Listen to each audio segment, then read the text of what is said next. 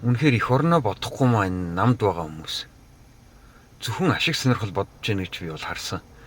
Яагаад вэ гэхээр зэрэг нэгдүгээрт эн чин дэлхийд дайн болоод эдийн засаг нь хүндрээд шүү дээ. Бусад улс орнууд, том улс орнууд. Манай Монгол бол өчүүхэн улс шүү дээ. Өөрсдөө юм үйлдвэрлэдэггүй. Гаднаас хараад бүхэл зүйл дээр ийм байжээж их хурлаа хуралдуулахгүй бойкотлох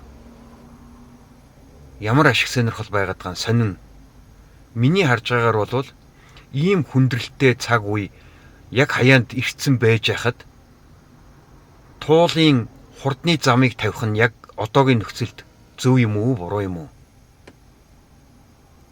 Их хурлын гишүүд ардчсан намынхын тэр аяараа их хуралдаа суухгүй ажиллаа хийхгүй байх нь бас зөв юм уу, үгүй юм уу? Миний бодлоор бол улс их оронд нэн шаардлагатай тулгамдж байгаа ирээдүйд тулгарч болох үс ноцтой асуудлууд их байхад энэ дээр анхаарал хандуулах байтал улс төр хийгээд бие бинийгээ шантаачлаад ингээд яваад байгаа нь үнэхээр таалагдахгүй байгаа. Намууд бол айгүй муухай санагдаж байгаа надад. Би намуудыг дэмжихгүй байгаа. Яагаад гэвэл тэнд дандаа хуйчны бүрхөөд байгаа болохоор шин залуучуудыг дуугарахгүй барьчаад ингээд юм хийлэхгүй байгаа. Тийм болохоор би бол яг одоогийн байдлаар намууд бол хамуудын нэгдэл, хамууд бол хулгайчдын нэгдэл гэж боддог. Эхнээсээ ч бараг ер нь нотлогдоод байна. Бүхэл бүтэн хууль зүйн яамыг толгойлж байгаа хүмүүсүүд нь асуудалд орооцолдоод тэгээ асуудалд орооцолдоод ирэхээр өөрсдөө ам байдлаар хариу тайлбар хийж байгаа юм.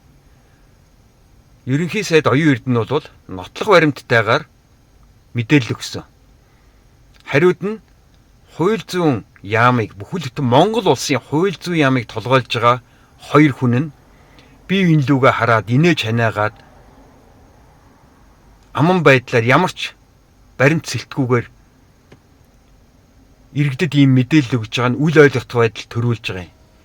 Үүн цэг хатах ёстой. Тийм учраас хууль зүйн сайдыг толгойлж байгаа хоёр хүн өөрсдөө ажиллаа өгөөд хуулийнхаа дагуу шалгуулах ёстой. Би бол тэгж бодож байна.